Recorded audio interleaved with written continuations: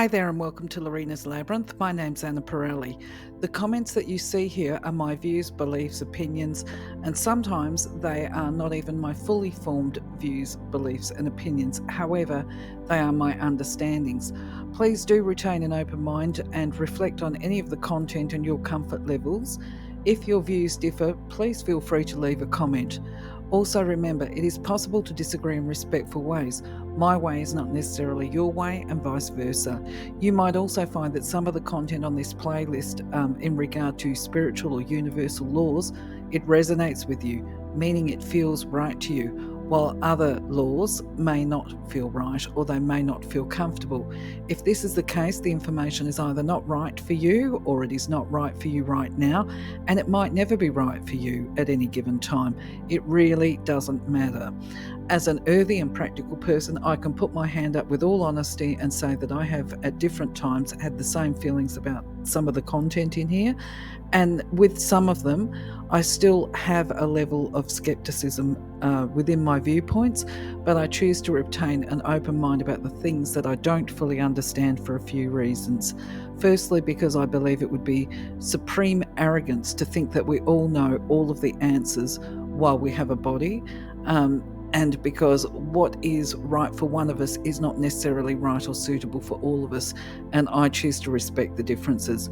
Please do leave your opinions, beliefs. Feel free to argue the points in a respectful way with any of the content on the slides and even my interpretations. And if you feel that you can add clarity around some of the content, we would all love to see it. Thank you. For now, though, let's explore the laws. All creation is governed by law. The principles that operate in the outer universe, discoverable by scientists, are called natural laws.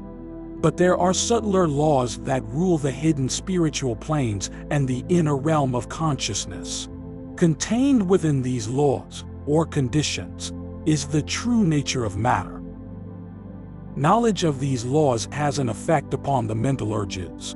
Mind is the builder. Stay in full mindfulness of the application of universal law as related to self and to others, and know that in love all life is given, in love all things move. In giving one attains, in giving one acquires, in giving, love becomes the fulfillment of desire, guided and directed in the ways that bring the more perfect knowledge of self as related to the universal, all-powerful, all-guiding, all divine influence in life. Love is life. When we go back, merge with the God source, in some infinitesimal but profound way, we expand the mind of God. Our higher self always points the best and most perfect way, and it is ours to listen and choose or reject what we hear. It does not blame, but patiently tries again to show the perfect way, the loving way. All of creation pushes forth. We are ever becoming. Identity ever remains. Universal law number 19, the law of disintegration. This is one of the 7 laws of our solar system, under the 3 major laws. On the third plane comes the final casting off, the ultimate shedding of the sheets, of the 5-fold Superman. A Chohan of the 6th initiation discards all the sheaths beneath the monadic vehicle, from the atomic to the physical. So today we're going to talk about the law of disintegration, if I can pronounce it.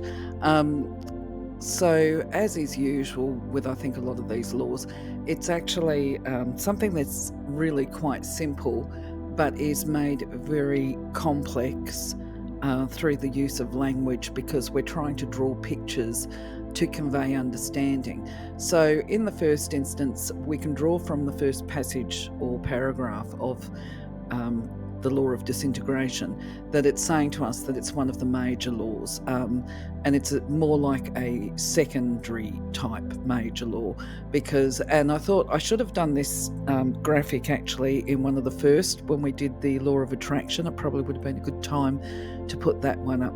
But anyway, the first 3 major laws are the laws of attraction, economy, and synthesis. Now, the only one that we've looked at so far is the law of attraction, so I'm going to put a link into the description here for ease of access for you. So the law of disintegration refers to this law, being number 19, as being one of the major 7 laws. And so I've put this graphic up to make it a little bit more clear. We're not going to be talking about the rest of them today, of course. We're just going to be talking about disintegration.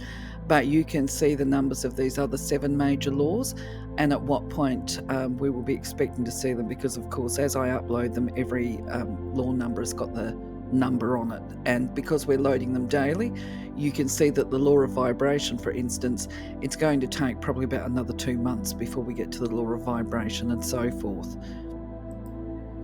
So this graphic hopefully just outlines what the 7 laws are, and now let's try and unpack the next bit, which is the 3rd plane and the final ultimate shedding of sheaths and a 5-fold Superman.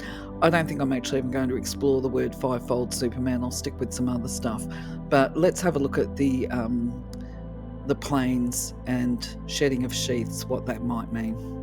So I've decided to return to some graphics that we've used in previous videos to try and get some understanding around this and around terminology. So going back to it, this particular law states that on the 3rd plane, the soul or spirit basically of a person, which is you, me, and the people that are all around us, has the potential or will reach a point where we shed or cast off layers, because we're basically drawing so much light into our aura.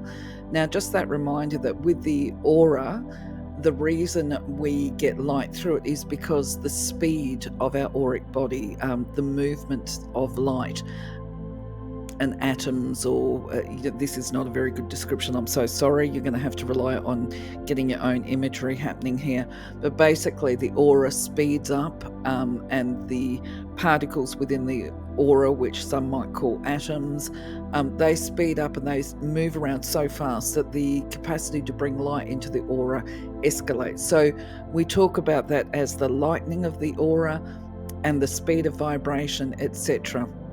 So where I believe this is going is that we get to a certain point where we can shed off certain layers. To help understand this principle, when we're walking on the 3rd dimension, this is reflected in the image on the left. And when I say 3rd dimension, this is our body. We're walking around out on the streets doing whatever it is that we want to do, sitting at my chair as I talk to the computer. My aura is like the image on the left, right? But for the image on the right, the aura, as we're talking about it right now, is defined by that smallest circle in the image on the right, where it's the darkest color of blue. And what that particular image is trying to convey is that the physical body is the densest, it's the heaviest, it's the least light part of the aura, and the circle around it is obviously not our physical body.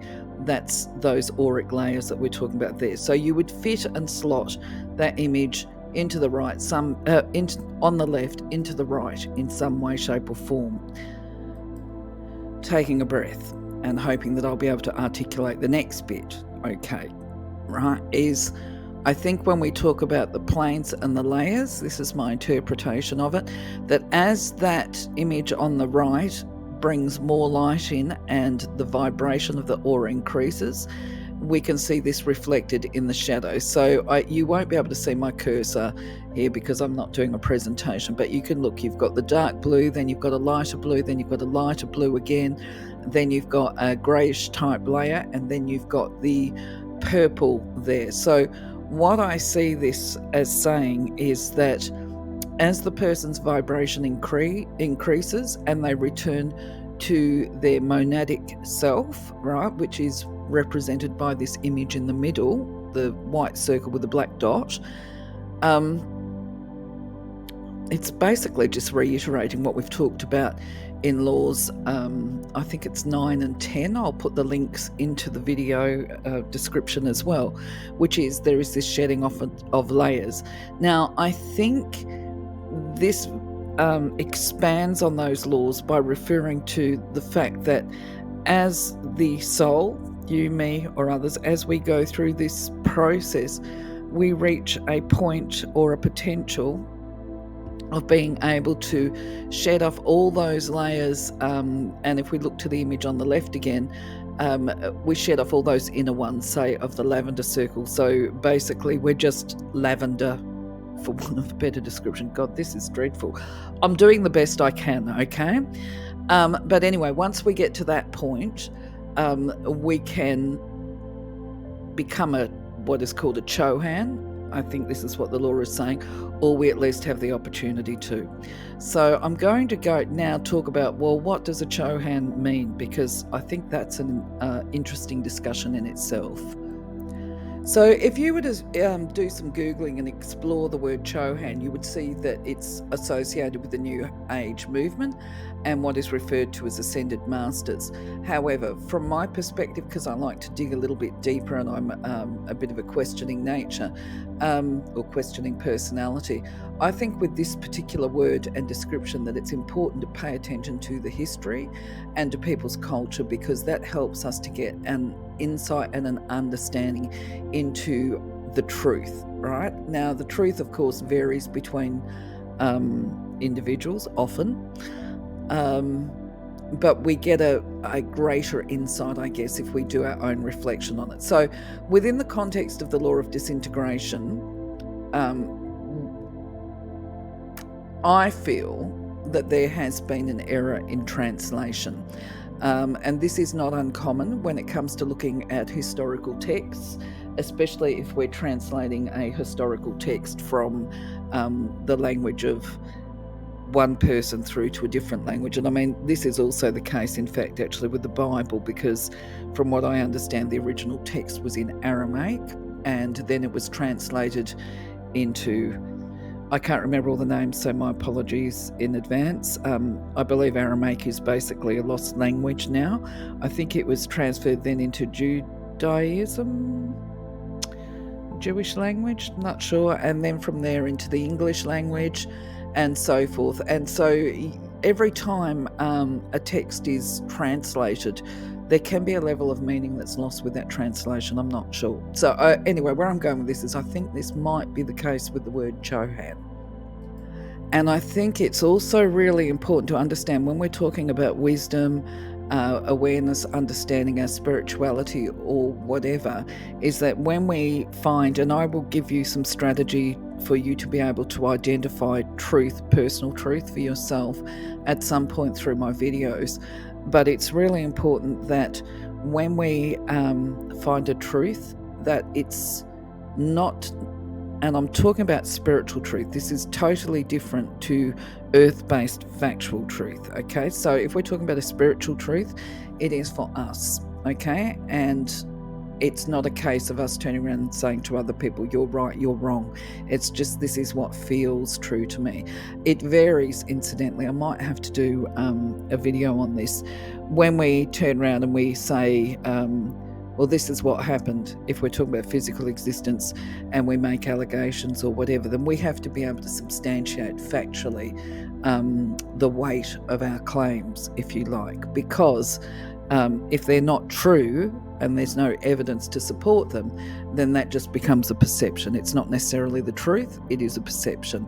So once again, back to this, we're looking at what Chohan means, and how we interpret it is personal. But this is, I think, where I'm going with this. I believe there's a mistranslation of the word Chohan within the Western context. And the reason why I think this, and I'm, of course, not prepared to stand up and fight for my beliefs on this. It's just a thought or a perception. The reason I think this is because it's first mentioned in the Western context through Madame Helena Blavatsky, who I've got this beautiful image up, sourced from somewhere I don't know. Maybe it was me. I don't know. I can't remember. I'm using so much AI at the moment. I don't know what I'm doing and what I'm not. Anyway, Blavatsky is recognised as the mother of what we call the New Age movement and theosophy. Now, I have mentioned her in different videos, but to give the background here with the word Chohan, she was very well travelled. She was extremely interested in all things mystical and the occult, and she was a seeker of knowledge and wisdom, and she developed a wealth of information that she brought to the West. And part of her journey included spending some time in Tibetan monasteries. Now, I had a conversation with at least a couple of Buddhists here many years ago, and I hadn't been aware of this, but apparently the Buddhists refer to her as an enlightened one. And they associate her, and I'm open to correction here if there's other people that know more about this or have more recent information. I believe she's also associated with the colour blue for the Tibetan Buddhists. So, anyway, the reason or the relevance for this is because when she is living in Tibet with the Tibetan monks, she will have learned about a Tibetan monk by the name of, excuse my pronunciations, Lodro Chokyong, right? And he lived from 1389 to 1463. Now, my use of language is probably going to be inadequate here, so I'm just going to call him Lodro. He was a spiritual leader for the Tibetans, very important to them. Apparently, his importance, oh, I'm not sure if I spoke over the top there, but anyway, apparently his importance is because he tended to modernize and update the Buddhist practices in Tibet, because he was a follower of another monk who is actually credited with the foundation of the Tibetan form of Buddhism. Before this gentleman, once again, I'm so sorry for my pronunciations, G. Tsongkhapa, right? This is why I've put the names up there so you can see them and do your own research. Um, he is credited with founding the Tibetan form of Buddhism as opposed to the other form of Buddhism by obviously Lord Buddha. My understanding is, and Buddhist listeners, please do feedback, is that he changed Buddhism in Tibet because he introduced Hindu concepts or um, elements of tantra and yoga and that kind of thing into the Tibetan teachings. So rather than get into what he actually did, the changes that he made, I'll let you guys do your own research. Now, I think it's also beholden of me for your information to bring to your attention that Blavatsky was extremely controversial during her lifetime. And she was accused of all sorts of things, including fraud and being an imposter because she used to do seances.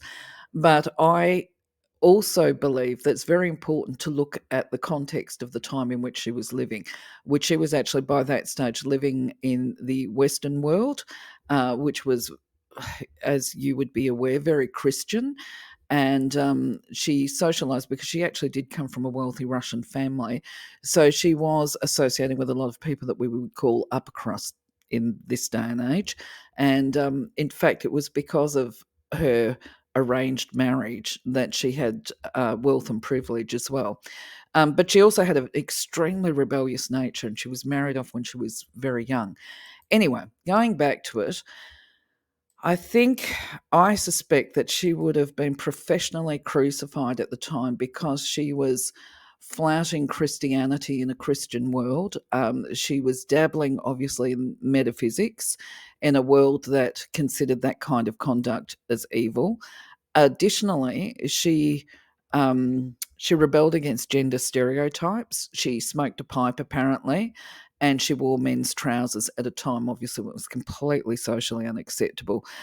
She has been accused of having intimate relationships with various different men, including married men, and she is believed to have had at least one long-term intimate partnership with a married man. Now, once again, I say context is important because within her social circle, let's be fair and reasonable about this, extra marital affairs were only frowned upon if you got caught out, okay? Because at that time, and I'm talking about within the Western context, and like everybody knows, if you do your research on English history and the royals, and the social, what do they call them? You may as well say the knights and ladies and all the rest of it. They were all very genteel. They all fostered this image of purity and sanctity and that kind of stuff. But they were all busy leaping from one bed to the next and all sorts of things. And the only time it was a problem was actually when they were caught, right? Or if it became a political tool to actually have them executed. So where I'm going with this is had she been more of a conformist, they probably would have overlooked the extramarital affairs and none of us would have ever heard of it if they actually did happen. Anyway, either way, where I'm going with this is her teachings remain influential even within the current time frame. So let's have a look at why I say this.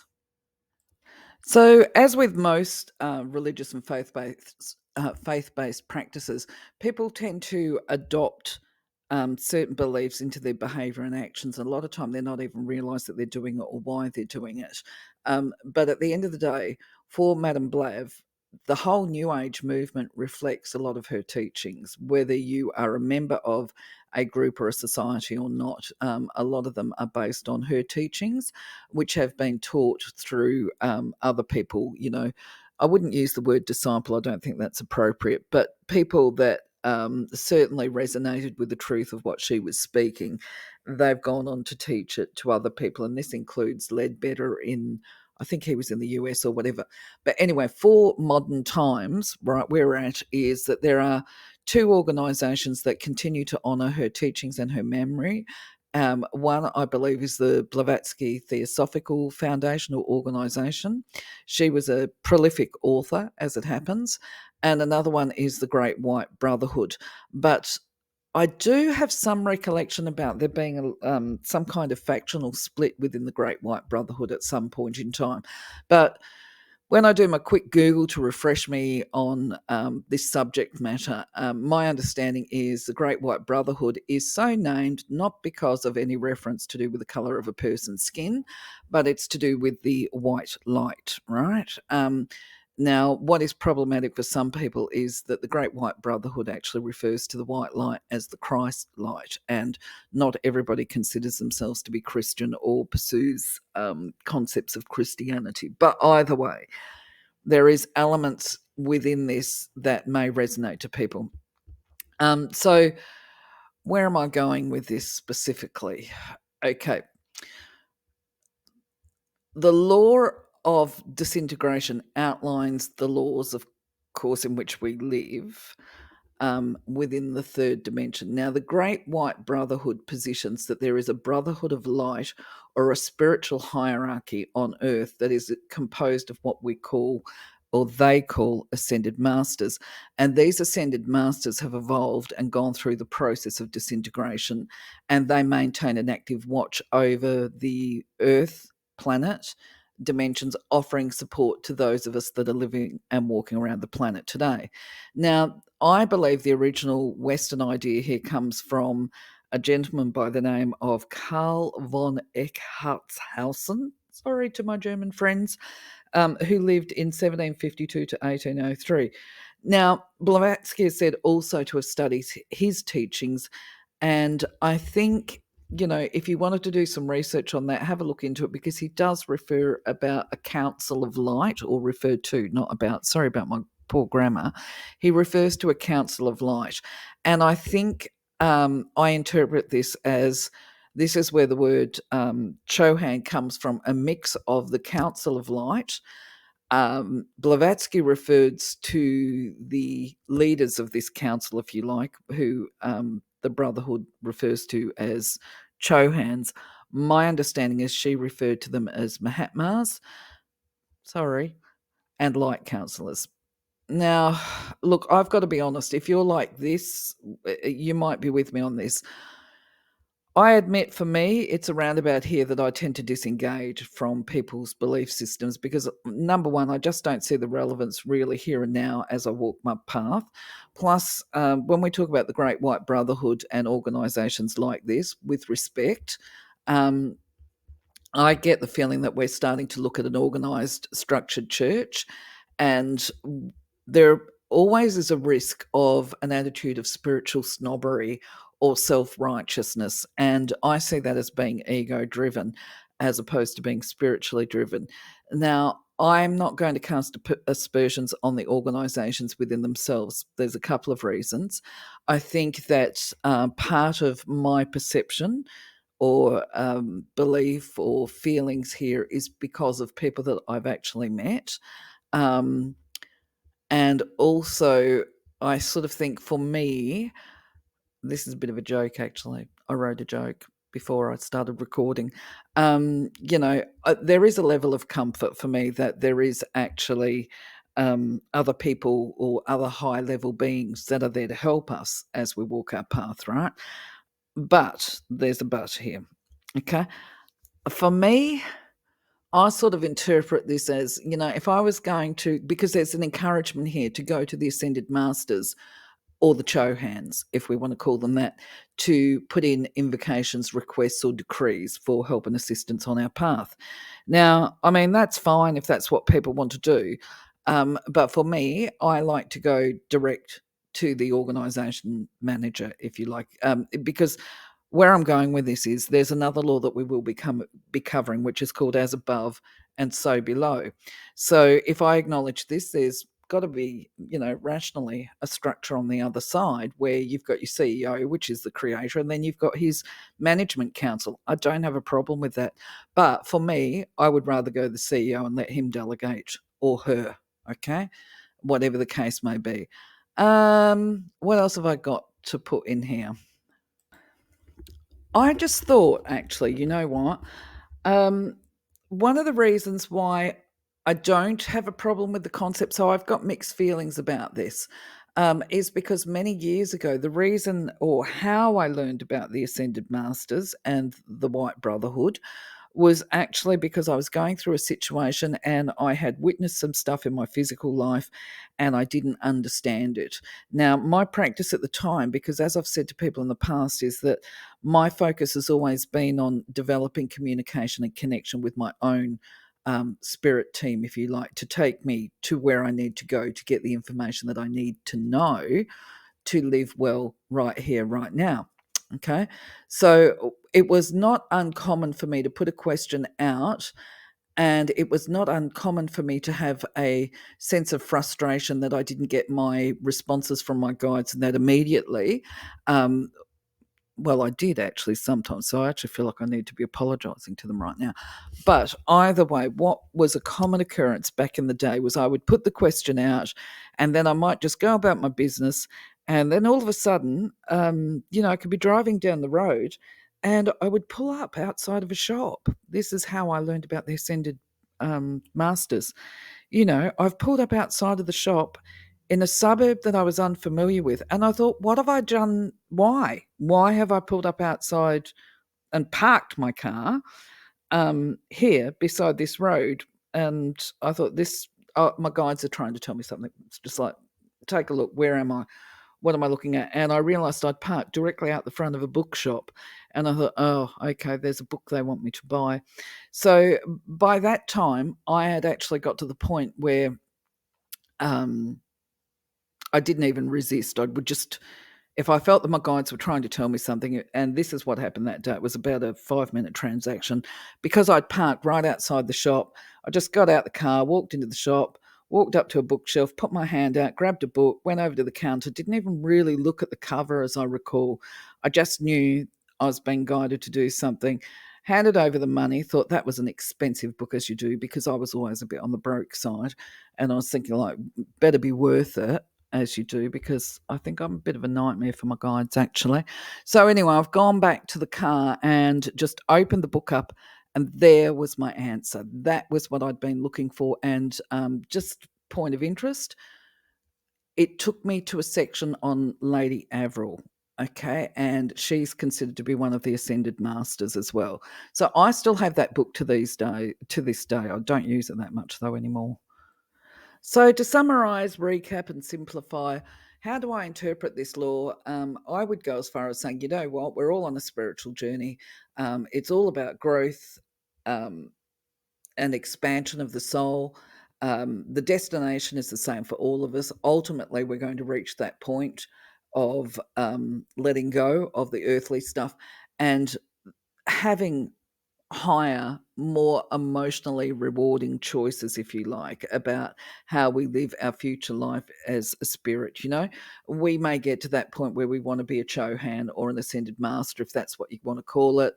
I have a bit of an issue, obviously, with the term master because it conveys superiority to me, but Chohan is a little bit more reasonable. from my perspective, of course. And this is something that we can all come to at some point in time.